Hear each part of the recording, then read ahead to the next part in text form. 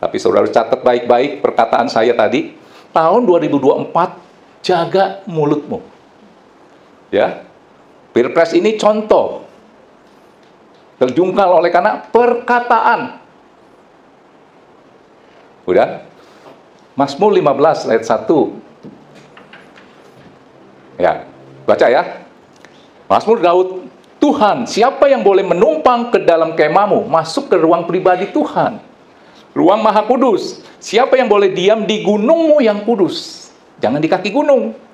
Rugi saudara.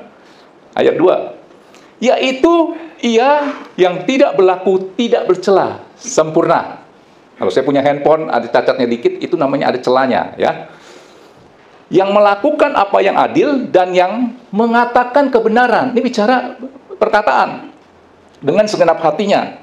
Ayat 3, perhatikan baik-baik. Tentang perkataan bukan lihat. 3. Nah, yang tidak menyebar fitnah dengan lidahnya. Nih, perkataan nih. Yang tidak berbuat jahat terhadap temannya, yang tidak menimpakan celah kepada tetangganya. Gosip. Kalau gosip yang paling gampang kan tetangga. Dia pulang malam, tiap wanita pulang malam jam 1, kan kita lihat, ngegosip. Padahal dia memang kerja, lagi shift malam. Tapi kita sebarinnya, itu perempuan, perasaan, ada kerjaan yang nggak bagus sekali, atau bagaimana-bagaimana. Betul nggak?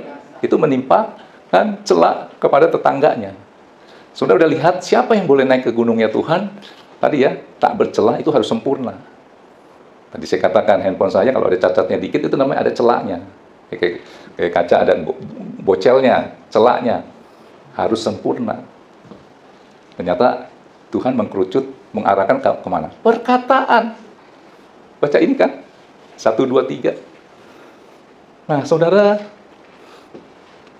yang haram itu, yang najis itu bukan yang masuk, tetapi yang keluar. Ini Alkitab katakan, agama sepupu kita mengajarkan juga, mengajarkan yang masuk kan, makan babi nggak boleh misalnya, oh najis lu, haram lu, waduh saudara jadi tidak tahir untuk berapa, nggak tahu lah saya ajarannya seperti apa. Di bangsa Yahudi juga seperti itu. Kita kalau masuk satu restoran, si tour guide-nya udah wanti-wanti, jangan bawa-bawa yang aneh-aneh ya sambel lah, apalah, takutnya di situ ada minyak babi atau apa, bisa diomelin loh. Itu menjaga sesuatu supaya yang masuk itu jangan menajiskan. Tapi apa kata firman Tuhan? Keluarkan Matius 15 ayat 11. Yang haram najis bukan yang masuk tetapi yang keluar, bukan kata saya. Ya baca ya. Dengar dan camkanlah, bukan yang masuk ke dalam mulut yang menajiskan orang, melainkan yang keluar dari mulut, bukan muntah. Apa? Yang saudara mau lakukan itu begitu bangun tidur dia bisa. Apa? Perkataan. Mau muntah kan masih itu dulu kan. Kalau saudara makan sesuatu, Indomie, ternyata di Indominya itu setelah saudara makan, ada yang iseng taruhin kaki kacoa.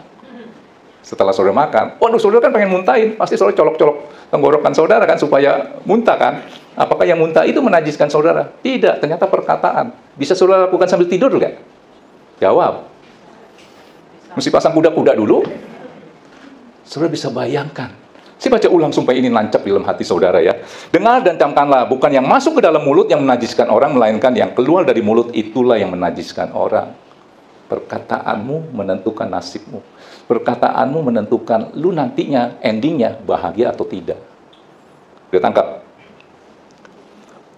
Jadi yang keluar ditentukan oleh apa yang ada di dalam orang itu. Jadi di dalam orang itu apa saya nggak tahu deh ya. Kebencian, kepahitan, iri hati, kesombongan. Kalau orang sombong kan ngomongnya tahu sendiri. Ya bisa mengungkapkan diri kan ya. Oke, saudara, saya dapat satu quote. Coba perhatikan baik-baik. Perkataanmu menentukan nasibmu. Begini, ini quote ya, satu ungkapan. Perhatikanlah pikiranmu, ia akan menjadi perkataanmu. Perhatikanlah perkataanmu, ia akan menjadi tindakanmu atau perbuatanmu. Ya, perhatikanlah tindakanmu, ia akan menjadi kebiasaanmu. Perhatikanlah kebiasaanmu, ia akan menjadi karaktermu. Perhatikanlah karaktermu, ia akan menjadi nasibmu. Kalau kita tarik yang ujungnya, sumbernya dari mana? Perkataan. Tangkap ini, ya. Ternyata nasib kita ditentukan oleh pikiran dan perkataan kita ya. Perkataan kita keluar dari apa yang ada di dalam kita. Input menentukan output. Jadi input masukmu itu horor melulu, film setan, film horor nontonnya itu, masuk kamar mandi, lampu mati, ada bayangan, gelap, dia udah ngomong tentang yang serem-serem itu. Tanggap. Makanya saudara harus perkatakan firman, harusnya begitu ya. Nah, saudara, di Mazmur 15 ayat 2, kan firmannya berkata begini, siapa yang boleh naik ke gunungnya Tuhan, yaitu, Mazmur 15 ayat 1, coba dikeluarkan sebentar. Siapa yang boleh menumpang dalam kemahmu, siapa yang boleh diam dalam gunungmu, ayat 2-nya dikatakan apa? Yaitu yang berlaku tidak bercelah. Artinya apa? Sempurna. Ini nggak boleh ada cacatnya nih, harus sempurna, tidak bercela dikatakan, yang tidak berlaku, yang tidak, yaitu dia yang berlaku tidak tercela. Artinya sempurna. Jadi saudara harus sempurna. Kenapa harus sempurna? Coba keluarkan dulu. Matius 5 ayat 48. Supaya saudara bisa naik ke puncak gunungnya Tuhan. Bisik aja dalam doamu, Tuhan udah dengar. Mungkin nggak keluar perkataan permohonan doa, Tuhan udah tahu. Belum minta aja, Tuhan udah tahu. Saudara rindu nggak ada di puncak? Saudara harus menjadi orang yang sempurna. Karena firman-Nya berkata, orang yang tak bercela. Karena itu haruslah kamu sempurna sama seperti Bapakmu yang di surga, ia adalah sempurna. Saya mau katakan begini, Allah itu setia, dia menggenapi janjinya. Apa yang disuruh itu nggak mungkin yang saudara nggak mungkin lakukan, disuruh.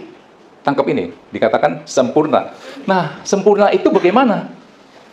Ternyata saudara tahu, Yakobus 3 ayat 2, coba dikeluarkan. Yakobus 3 ayat 2. Biasanya ada Aprianto di sini ya. Tadi saya kayaknya ada yang bisa colok. Itu tuh, Yong. Nah, terima kasih, Yong. Saudara mau menjadi orang yang sempurna, supaya saudara ada di puncak gunung, supaya saudara bisa masuk ke dalam ruang pribadi Tuhan. Lihat, bukan kata saya nih sempurna itu harus begini. Yakobus 3 ayat 2, sebab kita semua bersalah dalam banyak hal. Barang siapa tidak bersalah dalam perkataannya, ia adalah orang yang, katakan sama-sama, sempurna, yang dapat juga mengendalikan seluruh tubuhnya. Saudara tangkap? Betapa pentingnya perkataan yang keluar adalah perkataan memberkati dan memuliakan Tuhan. Ya. Jadi jaga lidah. Kalau mau sempurna, supaya saudara ada di puncak gunungnya Tuhan, supaya saudara ada di dalam kamar pribadinya Tuhan, supaya saudara tidak menjadi orang Kristen di kaki gunung, supaya saudara tidak menjadi Kristen halaman yang adanya di luar, saudara harus sempurna. Ternyata sempurna itu adalah jaga perkataan. Ini bicara bukan di gereja ya. Kalau saya masuk ke dalam satu, misal kita wisata, ada kuil yang kelihatannya saklar ya. Nggak tahu nggak saklar apa gimana. Tentunya kelihatannya kudus, suci. Si guide selalu ngomong apa? Jaga omongan ya, jangan ngomong sembarangan ya. Entah bengkok lu mulut lu. Pasti mereka jaga mulut tuh. Biasanya ngomongnya wah, wah, wah, wah. Begitu masuk kuil itu, temple, jaga mulut tuh. Bisa kan? Karena seluas apa sih kuil itu? Begitu keluar, ya ngomong lagi yang ngaco. Saudara bayangkan. Nah artinya saudara mau masuk ruang Maha Kudus, jaga mulut. Tangkap ini. Apa yang harus saudara ucapkan? Yang simple itu yang bisa saudara lakukan. Ucapan syukur. Jangan bersungut. Ya. Saya mau katakan, bersyukur untuk apa? Menetralisir persungutan. Istilahnya begini nih, ini saya ajarin ya. Saudara bersungut 1 kali, ucapan syukur saudara harus 2 kali. Untuk apa tuh? Kayak timbangan gitu ya. Saudara bersungut sekali, saudara harus mengucap syukur 2 atau 3 kali. Tangkap ini. Dilihat dari apa? Waktu di padang gurun. Itu kan yang membuat dia jadi bangsa Israel jadi putar-putar 40 tahun. Karena persungutan. Istilahnya begini. Bersyukur kita maju 1 langkah. Bersungut kita mundur 2 langkah. Bersyukur kita maju 1 langkah. Bersungut mundur 2 langkah. Bersungut lagi, mundur lagi. Kapan nyampenya saudara? Kapan saudara bisa menerima janji Tuhan? Saudara ngomel sama Tuhan. Saya udah capek nih berdoa, memohon satu permohonan. Tapi Tuhan bilang, lu lihat aja deh. Kan Musa gitu, lihat aja tuh. Saya lihat tuh, bener. Disinilah Musa berdiri, kelihatan itu semuanya. Laut Mati kelihatan, Sungai Yordan, Jericho, semua itu kelihatan semuanya tuh. Saudara kan nggak mau dong, cuma lihat doang. Saudara mau bisa memegangnya dan terjadi dalam kehidupan saudara. Kuncinya satu, bersyukur. Intinya begini saudara, lakukan apa yang Tuhan mau, maka Tuhan akan melakukan apa yang kita mau. Simple kan? Tangkap dulu hati Tuhan itu, dia Bapa yang baik.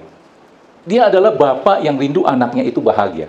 Saudara di sini sebagai orang tua, nggak percaya saya kalau saudara tidak merindukan lihat anak-anaknya itu bahagia. Betul nggak?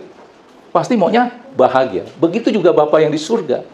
Nggak ada orang yang ngomel, melulu, ngegerutu, itu dia bahagia. Makanya Tuhan mau saudara itu ya bersuka cita. Ya, coba keluarkan 1 Tesalonika 5 ayat 16 sampai 18. Jadi inti khotbah saya adalah lakukan apa yang Tuhan mau, maka Tuhan akan melakukan apa yang kita mau. Kita melakukan apa yang Tuhan mau. Satu, Tuhan akan melakukan apa yang kita mau. Double porsi. Habis baterainya, Pak. Sorry. Yang abu-abu. Ya ini. Tes. Baterainya habis, Pak. Inti dari khotbah saya adalah lakukan apa yang Tuhan mau, Tuhan akan melakukan apa yang kita mau. Kita lakukan satu, Tuhan akan lakukan 2 kali.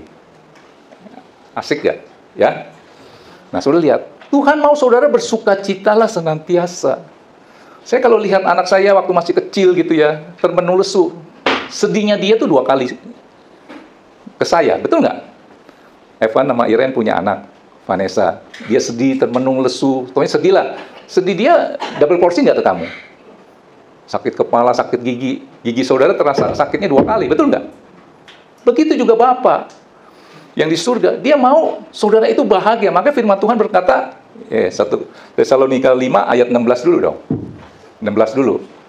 16.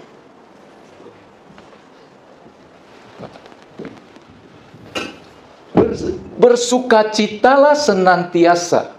Kata senantiasa itu nggak boleh berhenti. Bangun tidur, aduh, bersukacita terus. Kenapa? Karena terkoneksi dengan Tuhan, Sang Sumber Sukacita, ayat 17-nya. Dikatakan, tetaplah berdoa, terus terkonek, nggak boleh putus 1 detik pun. Dengan Sang Sumber Sukacita, Roh Kudus, Roh Sukacita. Maka dikatakan, tetaplah berdoa, maka ucapan syukurmu akan tulus. Sehingga firman Tuhan berkata, 18, mengucap syukurlah dalam segala hal, sebab itulah yang dikehendaki Allah di dalam Kristus Yesus bagi kamu. Udah tangkap pesan Tuhannya? Ya, 19-nya, lanjut. Janganlah padamkan roh. Jadi harus terus semangat. Saudara udah tangkap pesan Tuhan? Jelas, ya. Saya mau katakan, Tuhan itu tidak pernah salah. Pada dasarnya, dia mau lihat anaknya itu bahagia. Maka hari ini melalui firman yang saya sampaikan, dia rindu saudara itu bahagia. Keluar tempat ini, cara hidupmu pasti berubah dong. Perkataanmu dijaga ya. Oke? Nah, begini saudara. Simpelnya, salah satu wujud syukur yang gampang kita terapkan, coba keluarkan Markus 11 ayat 24. Pemain musik boleh? Di C ya. Salah satu wujud syukur dengan menerapkan firman ini. Saudara baca, pelototi, mungkin saudara sering memegang ayat ini dalam doa. Karena itu aku berkata kepadamu, apa saja yang kamu minta dan doakan, percayalah bahwa kamu telah menerimanya, maka hal itu akan diberikan kepadamu. Saya sering kasih judul daripada ayat ini, doa dalam imajinasi. Bayangkan sudah menerima. Dan untuk mengungkapkan sudah menerima adalah selalu selipkan kata-kata telah. Doa saya jadi berubah di tahun 2024. Saya tidak pernah lagi Tuhan berkati saya ini dan itu. Saya berkata, Tuhan terima kasih sudah memberkati saya ini dan itu. Kata-kata telah selalu saudara taruh di dalam doamu berdasarkan firman ini.